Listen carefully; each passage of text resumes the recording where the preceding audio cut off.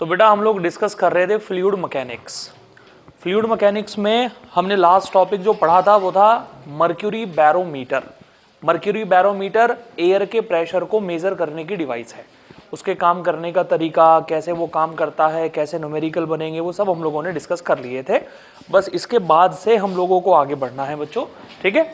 अब क्या करेंगे हम लोग, अब जितना अभी तक हम लोगों ने पढ़ा फ्लूइड मैकेनिक्स में, जितना अभी तक हम लोगों ने पढ़ा है उसके ऊपर हम क्वेश्चंस लगाएंगे। अच्छा, सेकंड बुक जो है हमारी, जो हमारी 11th की सेकंड बुक है, वो एनसीईआरटी के पॉइंट ऑफ व्यू से बहुत शानदार है। मतलब क्वेश्चंस का लेवल बहुत बढ़िया है एनसीईआरटी के अंदर। तो हम ज़्यादा प्रायोरिटी एनसीईआरटी की प्रॉब्लम्स को ही देंगे। तो मैंने एनसीईआरटी के क्वेश्चंस निकाले हैं, जितने टॉपिक मैंने आपको पढ़ा दिए हैं उसके ऊपर। पहला क्वेश्चन है आपके पास में ये, ठीक है। नोट डाउन करिए, फिर मैं आपको बताता हूँ इसका सोल्यूशन क्या होगा। तुम इधर आ जाओ इससे, तुम इधर आ जाओ इससे, इधर होकर बैठना।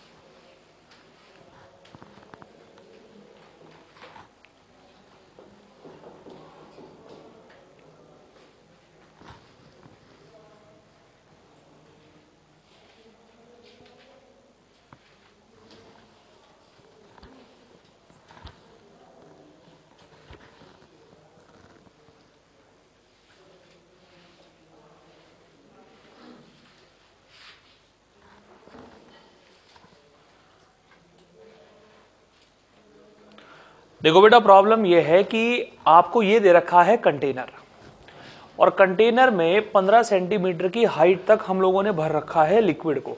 दिख रहा है आपको कंटेनर में 15 सेंटीमीटर की हाइट तक लिक्विड। ये लिक्विड भी है आपके पास में खास तरीके का लिक्विड, यानी यह है मर्क्यूरी। ये मर्क्यूरी है बेटा। यहाँ पर आपको बताना है कि इस मर्क्यूरी की वजह से यहाँ बॉटम पर, ये जो तली आपको दिख रही है ना बॉटम, इस बॉटम पर कितना प्रेशर काम करेगा। ये जो 15 सेंटीमीटर की हाइट तक मैंने यहाँ मर्क्यूरी को फिल करा रखा है, इसकी वजह से कितना प्रेशर काम करेगा। बहुत ही आसान, 15 सेंटीमीटर की हाइट तक लिक्विड भर रखा है, तो बॉटम पर लिक्विड की वजह से जो प्रेशर काम करेगा, लिक्विड की वजह से जो प्रेशर काम करता है उसका फॉर्मूला है ये। H कितनी हाइट तक लिक्विड है, रो लिक्विड की डेंसिटी, G यानी ग्रेविटी। मैं चाहूंगा कि कैलकुलेशन आप अपने आप करें क्योंकि बहुत आसान चीज है, ठीक है। अब बताइए कितनी हाइट तक है बेटा आपके पास में लिक्विड। सेंटीमीटर को मीटर में जरूर बदल लेना, 15 इंटू 10 की पावर -2। डन। इसके बाद क्या है हमारे पास में, रो। रो को बोलते हैं डेंसिटी, और डेंसिटी की वैल्यू है बेटा हमारे पास में 13600। मर्क्यूरी की डेंसिटी होती है इतनी 13600, 13600। और ग्रेविटी की वैल्यू होगी हमारे पास में 10। ये हो गई हाइट, ये हो गई डेंसिटी, और ये हो गई ग्रेविटी। हम इन तीनों की मल्टीप्लाई करेंगे, आंसर आ जाएगा पास्कल में। काहे में आएगा, ये खाली लिक्विड का प्रेशर है। और खाली लिक्विड का जो प्रेशर होता है उसे हम एक और नाम से जानते हैं बच्चों, वो है हमारे पास में गेज प्रेशर।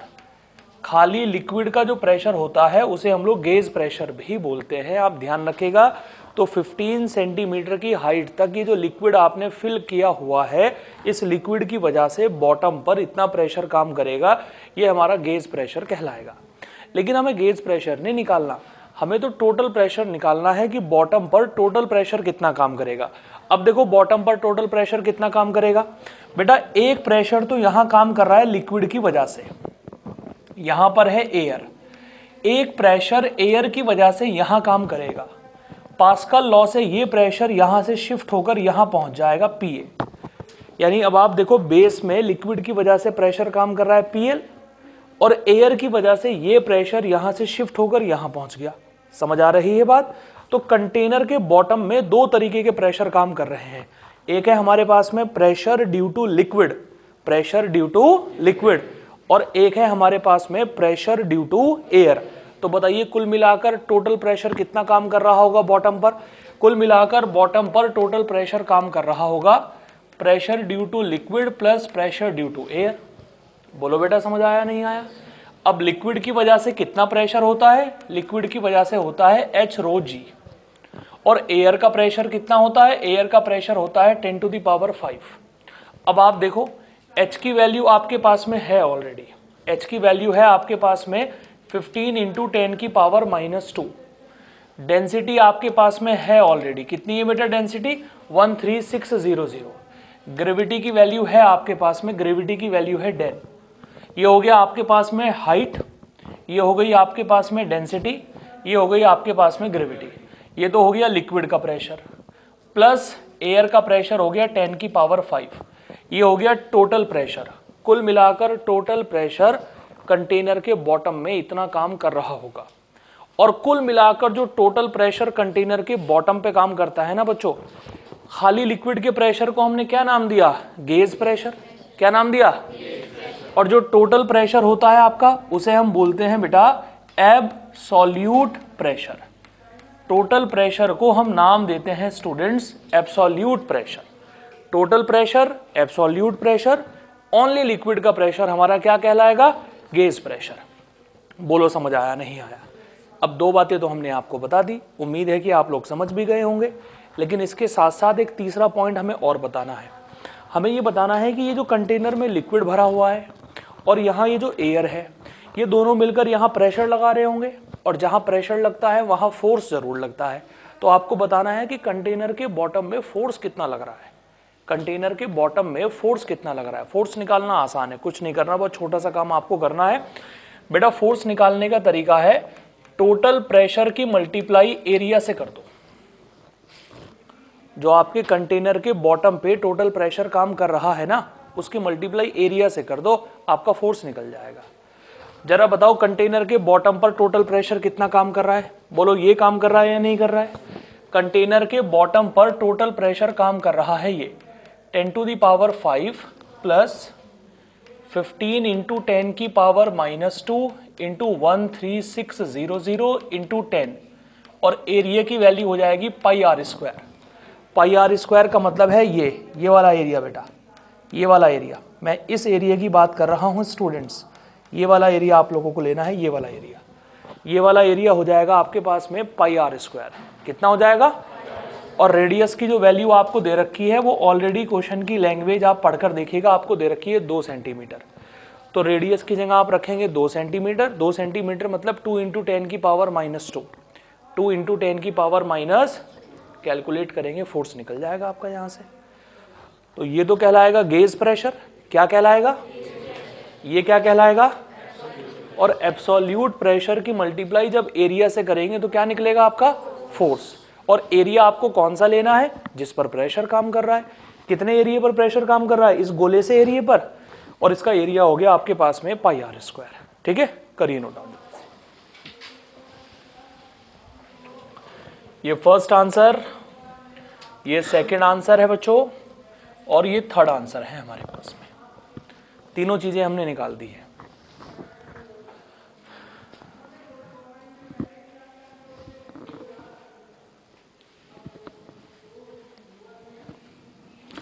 अब ध्यान रखना है, भूलना नहीं है बिल्कुल भी। ठीक है, खाली लिक्विड का प्रेशर है h⁻g। क्या है? इसी को हम गेज प्रेशर कहेंगे। एयर का प्रेशर प्लस लिक्विड का प्रेशर एब्सोल्यूट प्रेशर।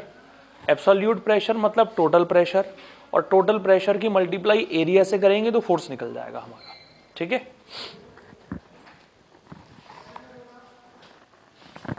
बेटा स्टेप बाय स्टेप सॉल्व कर। कहाँ से शुरू किया तूने? तुझे कोई फॉर्मेलिटी थोड़ी पूरा करनी है। फिर पहले लिख लिक्विड का प्रेशर कितना होगा सबसे पहले, फिर लिख टोटल प्रेशर कितना होगा, फिर लिख force is equal to total pressure into area, तब जाकर फोर्स निकलेगा तुम्हारा। ठीक है,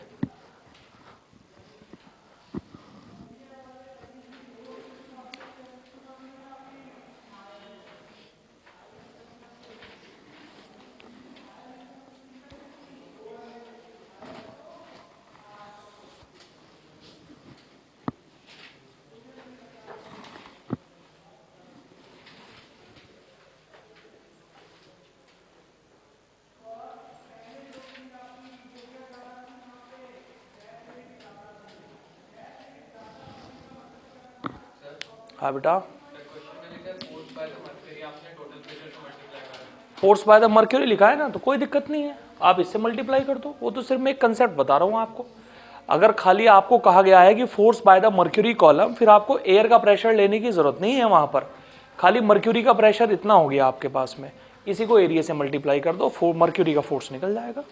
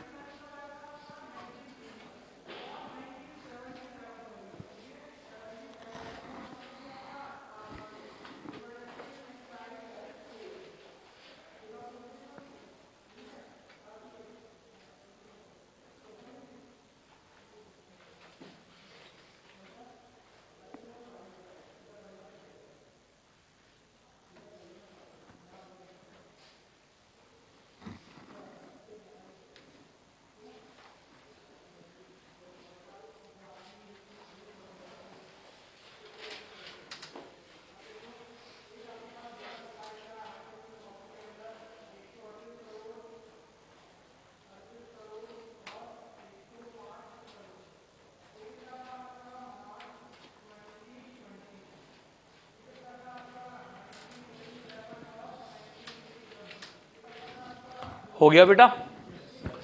चलिए नेक्स्ट क्वेश्चन की तरफ बढ़ चलते हैं। देखो अगला सवाल भी प्योर एनसीईआरटी की ही प्रॉब्लम है, आपके सामने लिखा हुआ है। पहले एक बार प्रॉब्लम को पढ़ लेते हैं हम लोग, फिर उसी के अकॉर्डिंग उसका आंसर निकालेंगे। क्वेश्चन है हमारे पास में, at a depth of 100 metre in ocean, ठीक है, यानी समुद्र के सरफेस से 1000 मीटर नीचे की बात हो रही है, 1000 मीटर गहराई पे बात हो रही है, समझ रहे हैं आप लोग, 1000 मीटर नीचे बात हो रही है। सो कैलकुलेट, हमसे क्या पूछा है बेटा, क्या पूछा है, एब्सोल्यूट प्रेशर। क्या होता है एब्सोल्यूट प्रेशर?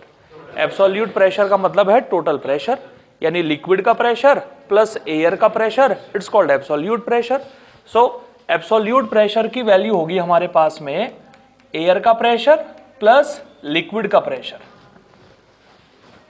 बोलो होगा या नहीं होगा? अब एयर का प्रेशर तो फिक्स है भैया, कितना होता है एयर का प्रेशर, 10⁵ और लिक्विड का प्रेशर कितना होता है, लिक्विड का प्रेशर होता है h⁻g, h⁻g। समझ आ रही है बात?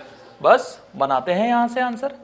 Total pressure is equal to 10⁵h, height यानी कितना नीचे आपको प्रेशर निकालना है, आपको 1000 मीटर की गहराई में प्रेशर निकालना है, तो हाइट की जगह रखेंगे 1000। समझ आ रही बात? अब समुद्र के अंदर पानी ही तो बहता है, वाइन थोड़ी बहती है, समझ आ रही बात? तो इसका मतलब है डेंसिटी कितनी हो गई पानी की, ये जो डेंसिटी हो गई हमारे पास में ये हो गई 1000, और ग्रेविटी की वैल्यू कितनी हो गई 10। ये हो गया हमारे पास में एब्सोल्यूट प्रेशर। एयर का प्रेशर हो गया इतना और लिक्विड का प्रेशर हो गया इतना। बोलिए क्लियर हुआ या नहीं हुआ? अब आते हैं हम नंबर 2 पर। बेटा नंबर 2 पर है हमारे पास में gauge pressure. Gauge pressure means सिर्फ और सिर्फ लिक्विड का प्रेशर। किसका प्रेशर? अब लिक्विड का प्रेशर तो साहब फिक्स है बिल्कुल, कितना है, h⁻g। बोलो है या नहीं है? अब h क्या हो गई, डेप्थ या हाइट, कितनी दे रखी है आप लोगों को, 1000। सेंटीमीटर में हो मिलीमीटर में हो तो पहले उसे मीटर में बदल लेना, उसके बाद काम आगे करना। डेंसिटी आपको पता है कितनी है, पानी की डेंसिटी 1000 है और ग्रेविटी की वैल्यू 10 है। एब्सोल्यूट प्रेशर भी निकाल दिया, गेज प्रेशर भी निकाल दिया। अब थर्ड पॉइंट में देखते हैं उसने हमसे क्या पूछा है। देखो भैया बात सुनिए, उसने हमें कहा force acting on a window of area 400 centimetre square. Area हमें दे दिया है एक विंडो का 400 सेंटीमीटर स्क्वायर, और ये जो विंडो है ये एक सबमरीन की विंडो है, तो बताना है कि उस सबमरीन की विंडो पर कितना फोर्स काम कर रहा होगा। यानी तीसरे पॉइंट में फोर्स पूछा है हम लोगों से। अब भाई फोर्स का तो बड़ा आसान सा तरीका है हमारे पास में, force is equal to pressure into, बोलो होता है या नहीं होता है? लेकिन आप ये देखो कि अगर सबमरीन पानी के अंदर है तो सबमरीन की विंडो के ऊपर क्या क्या है। भाई मान लेते हैं कि ये तो पानी का सरफेस हो गया, ये रही सबमरीन की विंडो, ठीक है, 1000 मीटर तो उसके ऊपर पानी है, बोलो है या नहीं है, और उसके ऊपर क्या है, एयर। यानी सबमरीन की विंडो पर दो वजह से प्रेशर काम कर रहा होगा, एक तो 1000 मीटर पानी की वजह से प्रेशर यहां काम कर रहा होगा, और उसके ऊपर क्या है, एक एयर की वजह से यहां प्रेशर काम कर रहा होगा। यानी सबमरीन की विंडो पर अगर फोर्स निकालना है तो टोटल प्रेशर हमें लेना पड़ेगा। क्या लेना पड़ेगा? और टोटल प्रेशर कौन सा होता है हमारे पास में? ऊपर वाला है या नहीं है? तो बेटा तीसरे पॉइंट का आंसर है force is equal to total pressure multiply by area. बोलो भाई जल्दी से, समझ में आया नहीं आया? सो टोटल प्रेशर कितना हो जाएगा? एयर का प्रेशर हो गया 10 की पावर 5 प्लस लिक्विड का प्रेशर हो गया 1000 मीटर, तो डेप्थ हो गई 1000, हो गई आपके पास में डेंसिटी 10, हो गई आपके पास में ग्रेविटी। ये तो हो गया टोटल प्रेशर। अरे हो गया? अब इस टोटल प्रेशर की मल्टीप्लाई करनी पड़ेगी विंडो के एरिया से। आप मुझे बता सकते हैं कि विंडो का एरिया कितना है आपके पास में? और ये क्या दिख रहा है? काम चल जाएगा ऐसे रख के? कहाँ में बदलना पड़ेगा? बस ठीक है, हो गया काम। ठीक है, 400 सेंटीमीटर स्क्वायर को मीटर स्क्वायर में बदलने के लिए क्या लगाएंगे? 10 की power -4। This is total pressure और ये हो गया एरिया। चलो देख लो एक बार किस तरीके से कैलकुलेट करेंगे हम लोग इसे। 10 टू दी पावर 5 प्लस 100 छोड़ दो, आप छोड़ दिया 100 छोड़कर कितनी जीरो बच रही हैं? 3 4 5।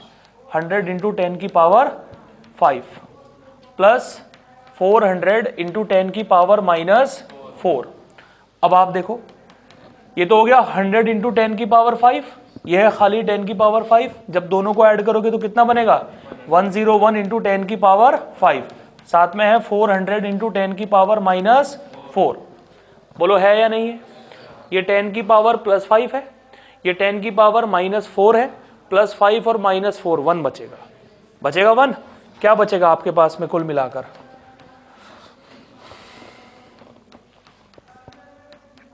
बताओ ये बचेगा या नहीं बचेगा? और तीनों की मल्टीप्लाई करेंगे तो आंसर काहे में निकल जाएगा? न्यूटन में। काहे में निकलेगा? कुल मिलाकर इतना फोर्स काम कर रहा होगा सबमरीन की विंडो पर। मुझे कुछ ऐसा याद आ रहा है कि ये तो सवाल शायद मैंने क्लास में करवाया भी था, और जब मैंने ये सवाल करवाया तो एक फैक्ट भी आपको बताया था कि उस विंडो को एक स्पेशल मटेरियल का बनाया जाता है, कार्बन फाइबर, क्योंकि वो बहुत हल्का होता है और बहुत मजबूत होता है। समझ आ रही बात? बहुत हल्का है और बहुत मजबूत है, इसीलिए हम उसका बनाते हैं। ठीक है, समझ आ गई बात? नोट डाउन करिए फटाफट।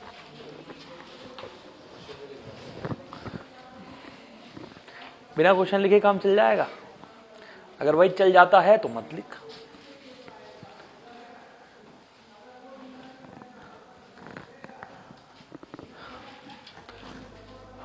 अब से एक काम करना, एनसीईआरटी की किताब अपनी बैग में रखना, साथ में एक पेंसिल अपने बैग में रखना।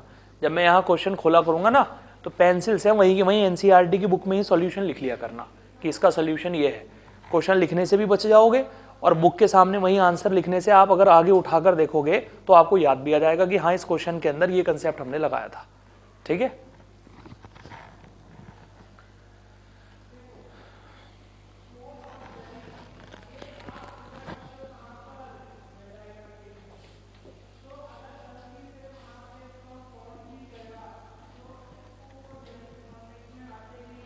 अनुरिधि समझ आ गया? लिक्विड का pressure, absolute pressure and force. ठीक है,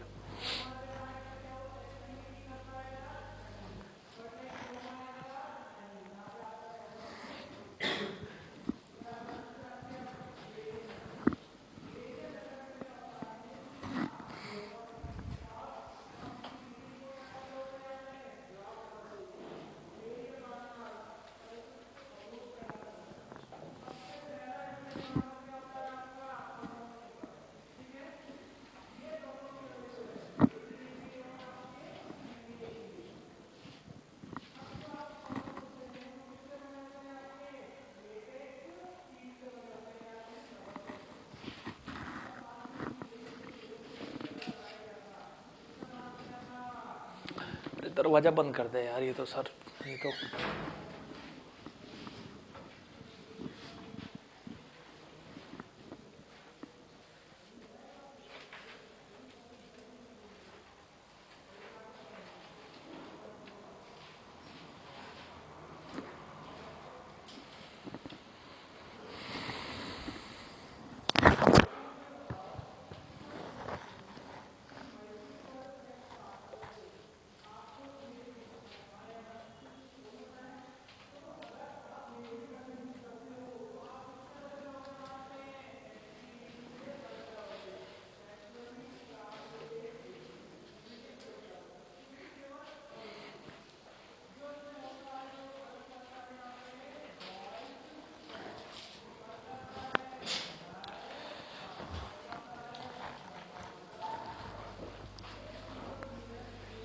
ठीक है भैया, आगे बढ़े, नहीं बढ़े तो तुम बढ़ो आगे जल्दी से।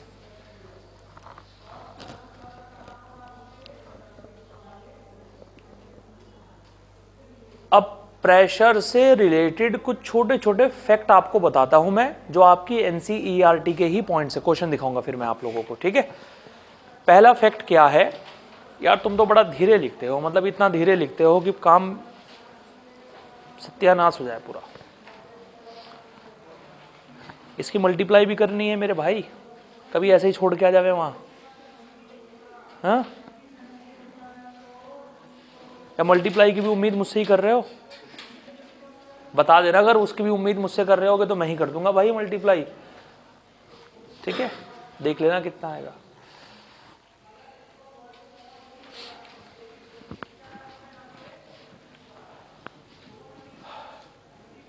कभी किसी डॉक्टर को बीपी मापते हुए देखा तुम लोगों ने? बहुत बार, है ना?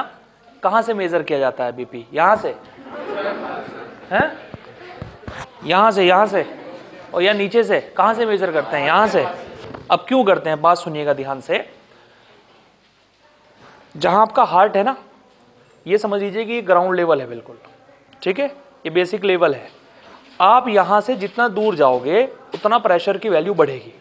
तो एक छोटा सा पॉइंट, एक छोटा सा क्वेश्चन आया एनसीईआरटी के अंदर कि बताइए तुम्हारे पैरों के अंदर ब्लड का प्रेशर ज्यादा होगा या तुम्हारे ब्रेन के अंदर ब्लड का प्रेशर ज्यादा होगा? ब्लड प्रेशर कहां ज्यादा होगा, फीट में या ब्रेन में? क्योंकि यहां से ज्यादा दूर कहां है, फीट है। समझ आ रही बात आप लोगों को? और ब्रेन यहां के नजदीक है, तो यहां प्रेशर क्या होगा, कम, और वहां प्रेशर क्या होगा। अब अगर आप ब्रेन के, सॉरी, हार्ट के बिल्कुल जस्ट पैरेलल होते हैं यहां पर, समझ आ रही बात?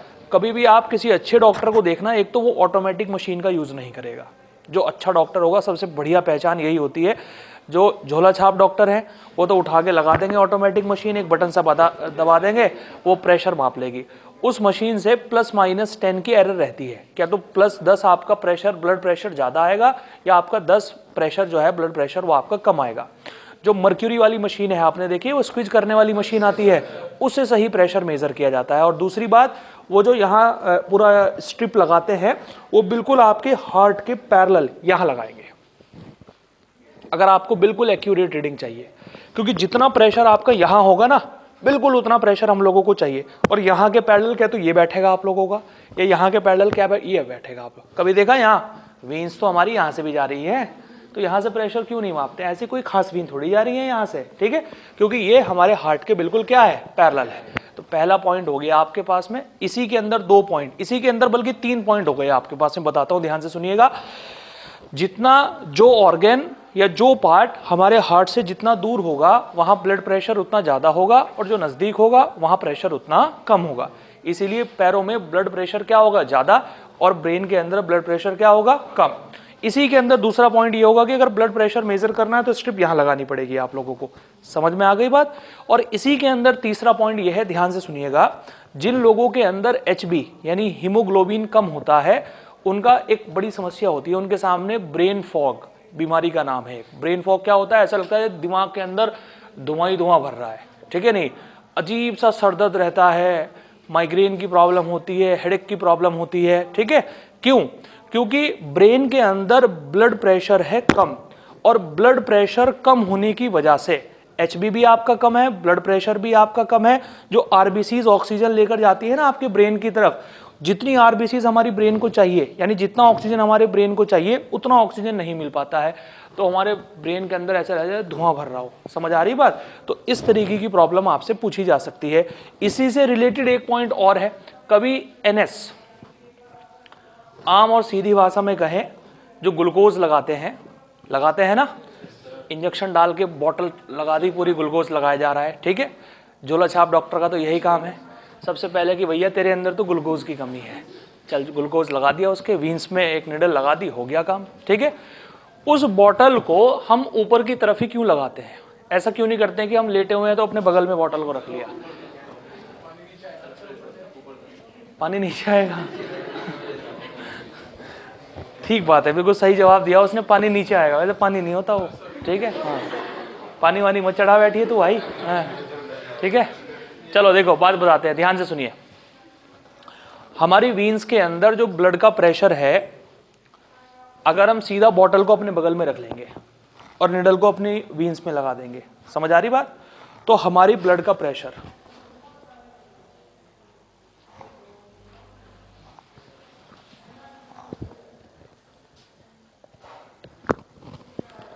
मान लो कि ये वीन्स जा रही है, ऐसे ब्लड का फ्लो हो रहा है, ठीक है। हमने ये सिरिंज लगा दी है, इसके अंदर लगा दी सिरिंज। एनएस कहाँ से, यहाँ आना चाहिए, एनएस आना चाहिए या नहीं आना चाहिए। अगर यहाँ से आने वाले एनएस का प्रेशर तो हो गया कम और ब्लड का प्रेशर क्या हो गया ज़्यादा, तो एनएस तो भले ही अंदर ना आए, ब्लड हमारा कहाँ जाना स्टार्ट कर देगा, उल्टा फ्लो स्टार्ट हो जाएगा। और उल्टा फ्लो अगर स्टार्ट हो गया तो इसका मतलब क्या होगा, उल्टा फ्लो स्टार्ट होने का मतलब यह है कि सारा का सारा ब्लड वो एनएस की बोतल में पहुंच जाएगा। समझ आ रही बात। तो इसीलिए कम से कम ये पूरा मैथमेटिकल अप्रोच है बच्चों, अभी आगे क्वेश्चन भी आपको देखने को मिलेगा। कम से कम आपके बगल में वो जो बॉटल होनी चाहिए वो आपसे 1.2 मीटर की हाइट पर होनी चाहिए। अगर वो 1.2 मीटर की हाइट पर होगी तब एनएस का इतना प्रेशर जनरेट होगा कि आपका जो ब्लड प्रेशर है वो एनएस के प्रेशर को ओवरकम नहीं कर पाएगा। यानी बाहर से आने वाले लिक्विड का प्रेशर आपके ब्लड के प्रेशर से क्या हो जाएगा, ज्यादा हो जाएगा। अब अगर बाहर से आने लिक्विड का प्रेशर ज्यादा हो गया, ब्लड का प्रेशर कम हो गया, तो आराम से एनएस आपकी वीन्स में पहुंच जाएगा। और अगर आराम से वो आपकी वीन्स में पहुंच गया तो ब्लड के साथ में सर्कुलेट करना स्टार्ट कर देगा। बोलिए समझ आया नहीं आया। तो डेटा आपको मिल गया कि बॉटल जो लगाई जाती है एनएस की, उसकी मैक्सिमम हाइट बल्कि मिनिमम हाइट 1 मीटर के आसपास होनी चाहिए। अगर वो 1 मीटर के आसपास होगी तभी एनएस हमारी वीन्स में जाएगा, अदरवाइज नहीं जाएगा। बोलिए समझ में आ गई के बाद। इसके बाद एक छोटा सा और थियोरेटिकल क्वेश्चन आता है, इसे भी आप सुन लीजिए बेटा। प्रॉब्लम यह है हमारा अर्थ का सरफेस, यह है अर्थ का सरफेस। अर्थ के सरफेस के ऊपर 400 किलोमीटर की हाइट तक गैसेस एनवलप है बच्चों, गैसियस एनवलप, जिसके अंदर खूब सारी गैसेस भरी हुई हैं। समझ आ रही है बात। अब चूंकि अर्थ के पास तो ग्रेविटी है और वो जो गैस के मॉलिक्यूल है उनके पास में मास है, ग्रेविटेशन हम पीछे पढ़ कर आए हैं, अर्थ के पास में भी मास है, गैस के मॉलिक्यूल के भी पास में मास है, इसीलिए अर्थ उन गैस के मॉलिक्यूल से को अपने आप से बांध के रखती है अट्रैक्शन फोर्स की वजह से। इसीलिए 400 किलोमीटर का जो एटमॉस्फेयर है, 400 किलोमीटर तक गैसेस ही गैसेस अर्थ के चारों तरफ फैली हुई हैं। समझ आ रही है बात। अब मुझे बताओ भारी गैस कहां रहेगी, ऊपर रहेगी या नीचे रहेगी? डेफिनेटली नीचे रहेगी यार। अगर भारी गैस होगी तो अर्थ के नजदीक रहेगी, हल्की गैस होगी तो कहां रहेगी, ऊपर रहेगी। बोलो समझ में आया नहीं आया। अगर मैं अर्थ के सरफेस से ऊपर जाना स्टार्ट कर दूं, अगर मैं अर्थ के सरफेस से ऊपर जाना स्टार्ट कर दूं तो यहां डेंस यानी भारी गैस होगी, और ऊपर जाऊंगा हल्की सी हल्की गैस मिलेगी, और हल्की गैस मिलेगी, और हल्की गैस मिलेगी, और हल्की गैस मिलेगी, और हल्की गैस मिलेगी, और जो सबसे ऊपर वाली लेयर होगी बिल्कुल हल्की गैस मिलेगी, फिर वैक्यूम आ जाएगा। फिर क्या आ जाएगा? अब बताओ ऊपर जाने पर गैस हल्की होती जा रही है नहीं होती जा रही है? और गैस के हल्का होने का मतलब यह है कि डेंसिटी कम होती जा रही है। क्या कम होती जा रही है? और भाई साहब प्रेशर का जो फॉर्मूला है हमारे पास में वो है रो जी एच। प्रेशर का फॉर्मूला हमारे पास में यह है रो जी एच। अगर डेंसिटी कम होगी तो बताओ प्रेशर कम होगा या नहीं होगा? अरे बोलो। तो हमें पॉइंट ये मिल गया साहब। ऐसा है कि अर्थ के सरफेस से ऊपर जाएंगे, जैसे जैसे अर्थ के सरफेस से ऊपर जाएंगे प्रेशर कम होगा। अब इसके अंदर भी एक छोटा सा पॉइंट हमारे पास में आता है, बड़ा इंपॉर्टेंट पॉइंट है। सवाल पूछा जाता है कि बताइए कहां प्रेशर ज्यादा कम होता है? जब आप ए से लेकर बी तक जाएंगे, बी से सी तक जाएंगे, या सी से डी तक जाएंगे। गौर दीजिएगा इस बात के ऊपर बिल्कुल अच्छे तरीके से। जब आप अर्थ के सरफेस से बी तक जाते हैं तब प्रेशर सबसे तेजी के साथ में घटता है। यानी ए से लेकर बी तक जाने पर प्रेशर बहुत तेजी के साथ में घटेगा, बहुत तेजी के साथ में। समझ आ रही है बात? क्योंकि डेंसिटी में जो फर्क आता है ना सबसे ज्यादा, वो ए से लेकर बी तक जाने पर आता है। ए से लेकर बी तक जाने पर डेंसिटी घट के बहुत कम रह जाती है। समझ आ रही बात? क्योंकि हमारी जो लोअर ओजोन लेयर है साहब, लोअर ओजोन लेयर, वो 13 किलोमीटर से स्टार्ट होती है, 13 किलोमीटर से स्टार्ट होती है, और 13 किलोमीटर से स्टार्ट होकर 30 किलोमीटर तक जाती है, 30 किलोमीटर तक जाती है। और जो अपर ओजोन लेयर है वो 31 किलोमीटर से स्टार्ट होकर 50 किलोमीटर तक जाती है। तो लोअर ओजोन लेयर और अपर ओजोन लेयर में ही मैक्सिमम भारी वाली गैसेस आप लोगों को मिलती हैं। अगर आप उस अपर ओजोन लेयर से ऊपर निकल गए तो इसका मतलब यह है कि गैस इतनी हल्की पड़ जाएगी, इतनी हल्की पड़ जाएगी, मतलब बहुत हल्की पड़ जाएगी। बहुत हल्की पड़ने का मतलब यह है कि प्रेशर की वैल्यू बिल्कुल घटकर 0 के आसपास पहुंच जाएगी। समझ आ रही है बात? तो पहला पॉइंट आपको यह मिल गया साहब कि ऊपर जाने पर प्रेशर घटेगा। ऊपर जाने पर प्रेशर तेजी के साथ कहां घटेगा? ए से बी, बी से सी या सी से डी? ए से बी, यानी जो पहला वाला स्टेप होगा ना उसमें प्रेशर सबसे तेजी के साथ में घटता है। तो बताओ जितने पॉइंट आपको बताइए ये सब समझ में आ गए क्या? ठीक है। कहां होता है प्रेशर ज्यादा, फीट में या ब्रेन में? यहां नीचे की तरफ प्रेशर ज्यादा होगा, यानी हार्ट से जो जितना दूर होगा वहां प्रेशर उतना ज्यादा होगा, जो नजदीक होगा वहां प्रेशर क्या होगा? कम होगा। समझ आ गई बात आप लोगों को? कोई प्रॉब्लम तो नहीं है किसी को? कभी ये देखना, कभी भी आप लोगों को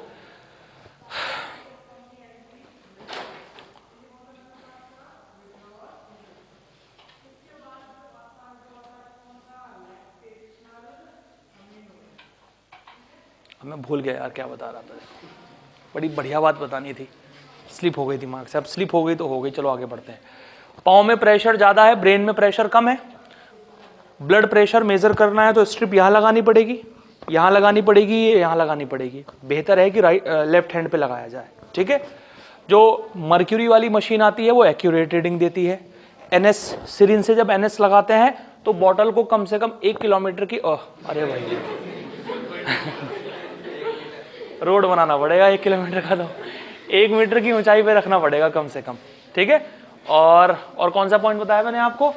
ऊंचाई पर जाने पर प्रेशर क्या होगा? कम होगा। और सबसे तेजी के साथ कहां कम होगा? ए से लेकर बी तक। बोलिए क्लियर हुआ या नहीं हुआ? अब बेटा 0, क्योंकि वहां कोई गैस नहीं होती। स्पेस में 0 प्रेशर होगा, वहां कोई गैस नहीं है, वैक्यूम है वहां पर, और गैस ही प्रेशर लगाती है। बोलो। बहुत सारे कारण हैं, एक कारण नहीं है, बहुत सारे कारण है। क्योंकि प्रेशर बहुत कम है तो इसीलिए ठंड बहुत ज्यादा है वहां पर। ठीक है। अब ठंड ज्यादा है, सूट पहन के नहीं जाएंगे तो जम जाएंगे। सबसे बेसिक कारण तो यही है जो 5वीं क्लास में सिखाया जाता है। 9वीं क्लास का कारण, अबे सुन जाओ, जब इसने पूछा तो बता देता हूं मैं इसे। 9th क्लास का कारण सुन ले क्या है? 9th क्लास का कारण यह है कि वो जो सूट है ना वो हमारी बॉडी के ऑर्गन्स का जो वाइटल सिस्टम है उसे बिल्कुल एक्यूरेट बनाकर रखता है। 11वीं क्लास का कारण यह है कि सन के अंदर से निकलती हैं खतरनाक कॉस्मिक रेडिएशन। वो जो ओजोन लेयर है वो उन कॉस्मिक रेडिएशन को रोक देती है। हम ओजोन लेयर के पार पहुंच गए हैं, ओजोन लेयर से आगे पहुंच गए हैं, तो ओजोन लेयर जैसा ही एक सूट बनाना पड़ेगा जो उस खतरनाक कॉस्मिक रेडिएशन को रोक सके। तो वो सूट उन खतरनाक कॉस्मिक रेडिएशन को रोकने का ही काम करता है। समझ में आ गई बात? मार्वल सीरीज की मूवी देखी है तूने? मैंने तो खूब देखी है। अब किसी को अगर स्पेस में फेंक देते हैं तो क्या होता है? वो योंडू कहाँ जाता है? मर जाता है, नहीं मर जाता है? देखा था ना, स्पेस में फेंक दिया था, कॉस्मिक रेडिएशन उसके ऊपर पड़ी, वो पूरी तरीके से क्या हो गया? खत्म हो गया। ठीक है। देखो बेटा बातचीत नहीं, ये एनसीईआरटी का कुछ डेटा है, आप देख लीजिए। पहला पॉइंट तो आई थिंक क्लियर होगा आप लोगों को अच्छे तरीके से। क्लियर है या नहीं है? दूसरा पॉइंट भी आपको क्लियर है, ऊपर जाने पर प्रेशर घटता है और तेजी के साथ में घटेगा फर्स्ट वाले स्टेप के अंदर। और तीसरा क्या है आप इसे देख लीजिए। देखो एनसीईआरटी और कुछ किताबें ये कहती हैं कि प्रेशर एक स्केलर क्वांटिटी है, और जो कुछ रेफरेंस स्टैंडर्ड बुक्स हैं फॉरेन राइटर्स की, जो कुछ बुक है, इंडिया के भी एक राइटर है, आईआईटी दिल्ली के प्रोफेसर है अजॉय घटक, वो लिखते हैं कि प्रेशर एक टेंसर क्वांटिटी है, टेंसर। अब स्केलर क्या होता है? जिसमें डायरेक्शन नहीं होती। वेक्टर क्या होता है? जिसमें डायरेक्शन होती है। और टेंसर क्या होता है? जो जैसे कुछ लोग होते हैं ना, मान लो इससे बात कर रहे हैं तो इसकी तारीफ कर रहे हैं, इससे बात कर रहे हैं तो इसकी तारीफ कर रहे हैं, इससे बात कर रहे हैं तो इसकी तारीफ कर रहे हैं, इससे बात कर रहे हैं तो इसकी तारीफ कर रहे हैं। होते हैं कुछ लोग ऐसे। बस टेंसर भी ऐसे ही नेचर का है, अलग अलग पॉइंट पर अलग अलग डायरेक्शन दिखाता है। सरफेस ऐसा होगा तो प्रेशर की डायरेक्शन ऐसे होगी, perpendicular towards the surface, perpendicular towards the surface. Surface ऐसा होगा, perpendicular towards the surface, surface ऐसा होगा, परपेंडिकुलर टुवर्ड्स द सरफेस। बोलो समझ आ रही है बात सभी लोगों को? ठीक है। सो प्रेशर अलग अलग पॉइंट पर स्पेसिफिक डायरेक्शन ना दिखाकर अलग अलग डायरेक्शन दिखाता है। इसीलिए हम लोग बोलते हैं कि प्रेशर ना तो स्केलर क्वांटिटी है, ना ही वेक्टर क्वांटिटी है, ये एक स्पेशल क्वांटिटी है और इसका नाम है टेंसर। क्या है? और इसकी डायरेक्शन क्या होती है? इसकी डायरेक्शन होती है perpendicular to the surface and towards the surface. समझ आ रही बात? कहीं भी सरफेस मिल जाएगा ना, उस सरफेस की तरफ भाग जाएगा एकदम से। यहां सरफेस है तो ऐसे भाग जाएगा, ठीक है। यहां सरफेस है ऐसे चला जाएगा, यहां सरफेस है ऐसे चला जाएगा, यहां सरफेस है ऐसे चला जाएगा। बोलो समझ में आया नहीं आया? ठीक है, तो ये सारे पॉइंट हमारे यहां रहने वाले हैं।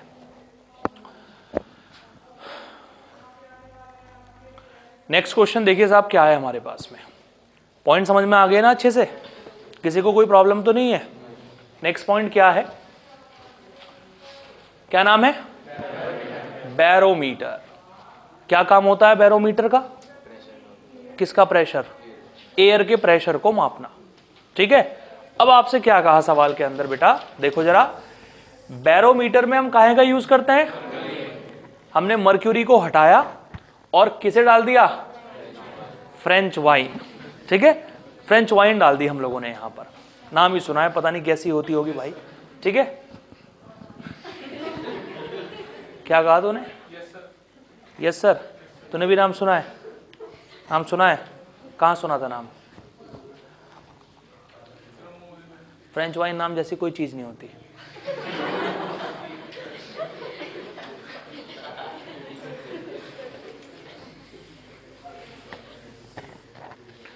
जैसे किसी भी, जब कोई सुनो कोई एपिसोड आता है तो उससे पहले लिखा हुआ आता है ना, डिस्क्लेमर लिखा आता है, इस एपिसोड में दिखाए हुए सभी पात्र एंड घटनाएं काल्पनिक हैं, इनका वास्तविक जीवन से कोई लेना देना नहीं है।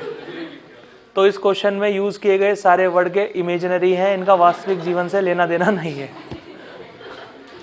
देखो बात सुनो, ठीक है। बैरोमीटर में हम जनरली यूज करते हैं मर्क्यूरी का। हमने मर्क्यूरी को उठाया, फ्रेंच वाइन डाल दिया उसकी जगह।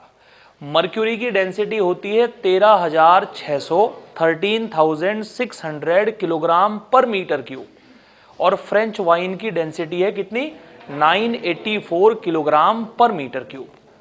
तो उसने कहा कि भाई अगर मर्क्यूरी हम यूज कर रहे थे तो आपको याद होगा मर्क्यूरी यूज करने पर जो मर्क्यूरी का कॉलम आता था वो 76 सेंटीमीटर आता था। कल की क्लास में मैंने पढ़ाया था 76 सेंटीमीटर ऑफ मर्क्यूरी कॉलम आता था या नहीं आता था? अगर आप फ्रेंच वाइन का यूज करोगे तो वो कॉलम कितना आने वाला है? तो पहले मैं फॉर्मूला लिख देता हूं आपके सामने, उम्मीद है कि आपको याद आ जाएगा।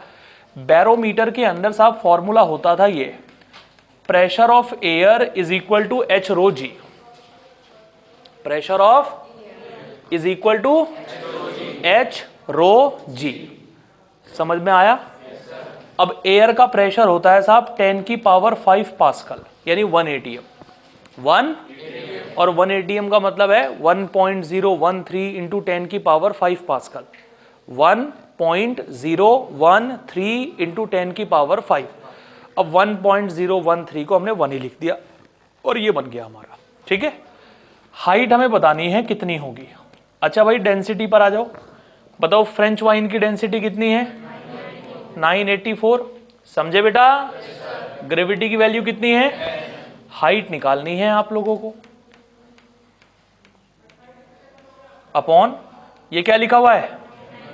अप्रोक्सीमेटली 1000 लिख लेता हूं मैं इसे, उसके आसपास आएगा आंसर। मतलब जब आप ऑब्जेक्टिव क्वेश्चन सॉल्व करते हो ना तो इसी तरीके से प्रॉब्लम सॉल्व करनी होती है, आसपास डेटा लिख लेते हो आप। 984 को 1000 लिख दिया, ये 10 भी अपॉन में चला जाएगा, 3 0 से 3 0 कैंसिल आउट, इससे ये कैंसिल आउट। हाँ जी बताइए, लगभग जो हाइट आपकी निकल कर आएगी वो कितनी निकल कर आएगी? 10 मीटर निकल कर आएगी। बोलो समझ में आया नहीं आया? भाई वैसे तो मर्क्यूरी बैरोमीटर का यूज हम करते हैं एयर का प्रेशर मापने के लिए, और मर्क्यूरी बैरोमीटर की रीडिंग कितनी होती है? 76 सेंटीमीटर। 76 सेंटीमीटर पर आकर मर्क्यूरी रुक जाता है। कल वर्किंग समझाई थी, जब उल्टा करके उसे रखते हैं तो वो नीचे निकलना स्टार्ट कर देता है और 76 सेंटीमीटर पर आकर रुक जाता है। समझ आ रही है बात? यहाँ 10 मीटर पर आकर रुकेगा। कितने पर आकर रुकेगा? अच्छा अगर मैं इसी क्वेश्चन में आपसे ये कहता साहब,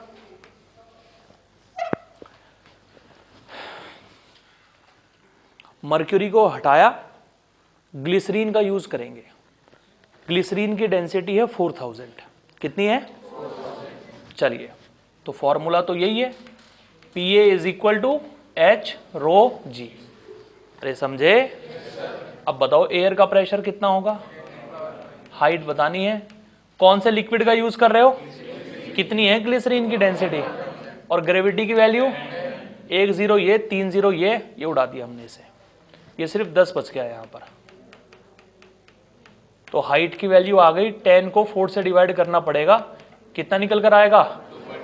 2.5 मीटर। ग्लिसरीन 2.5 मीटर पर आकर रुक जाएगी। समझ में आ गई बात? कोई परेशानी है किसी को? कोई डाउट क्लियर करना है? डिवाइस का नाम पता है? डिवाइस का काम पता है? बहुत बढ़िया, कर लीजिए नोट।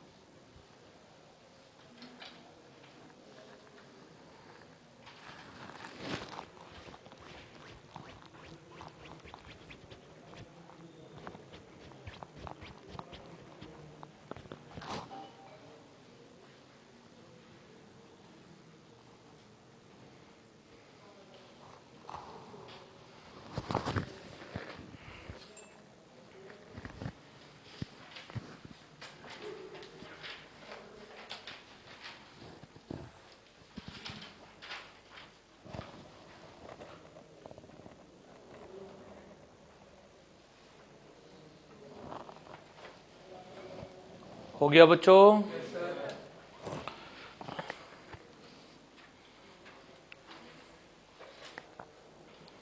आगे बढ़ें। समझ आ गया ना क्वेश्चन?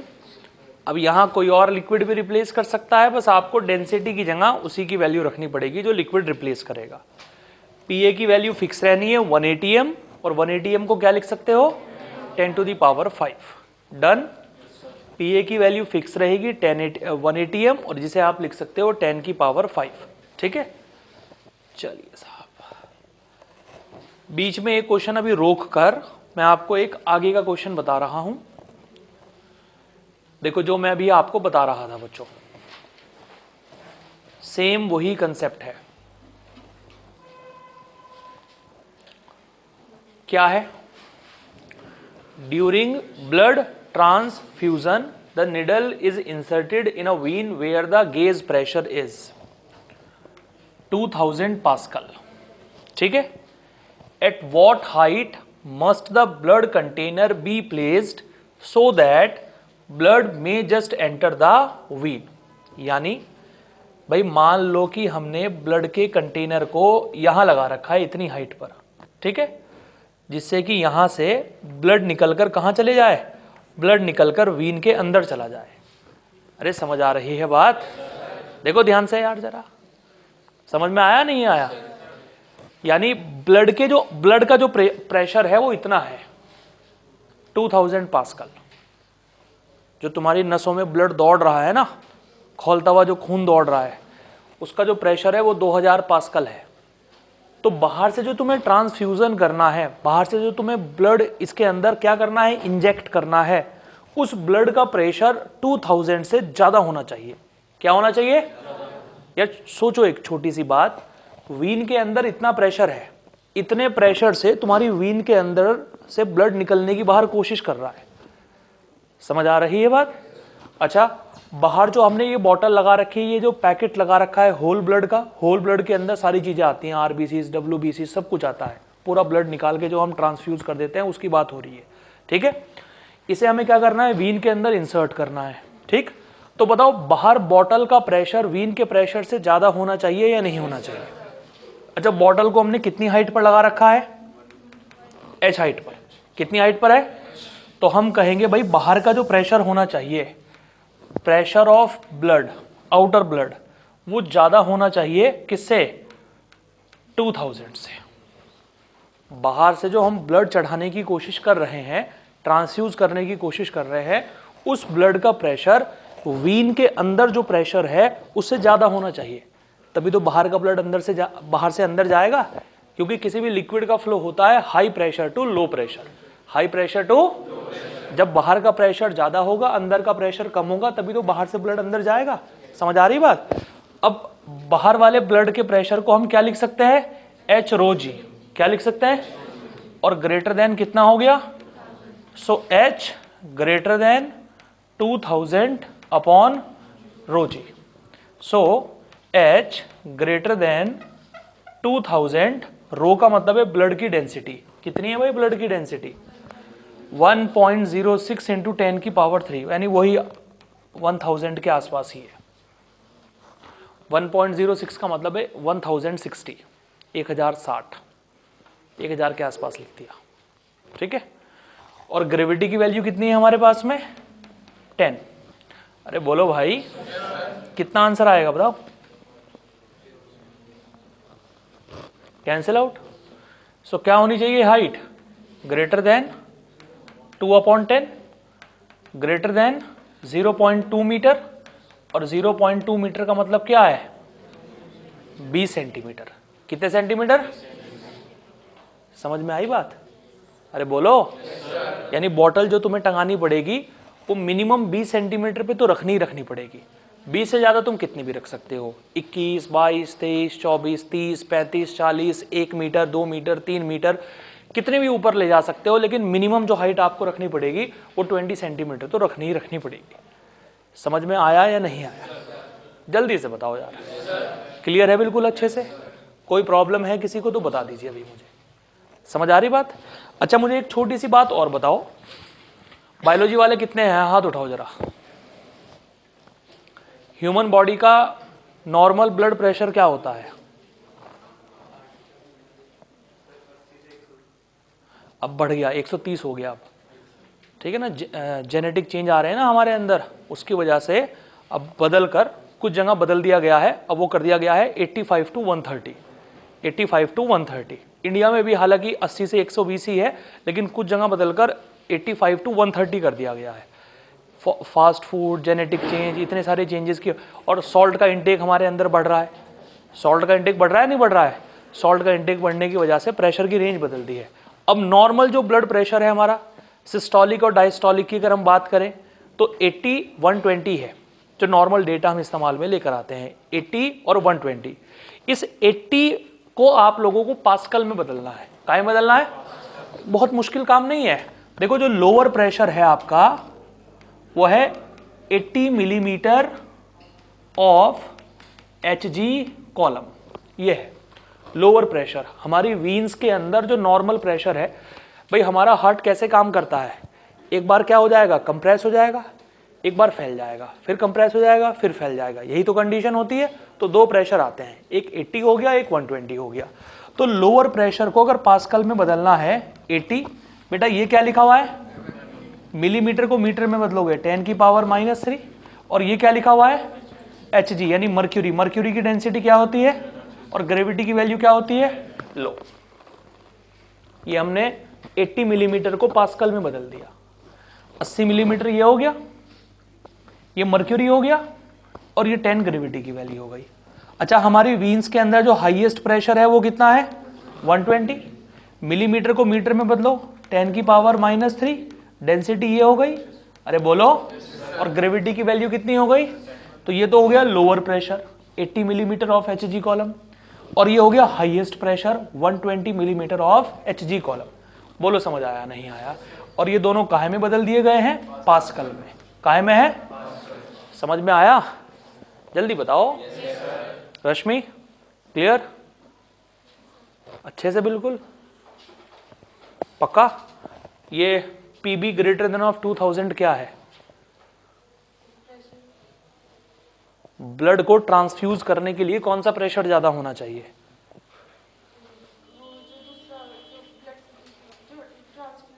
जो बाहर का प्रेशर है, बॉटल से जो प्रेशर जनरेट हो रहा है वो हमारे ब्लड के प्रेशर से क्या होना चाहिए, तभी ब्लड का ट्रांसफ्यूजन हो पाएगा, अदरवाइज नहीं हो पाएगा।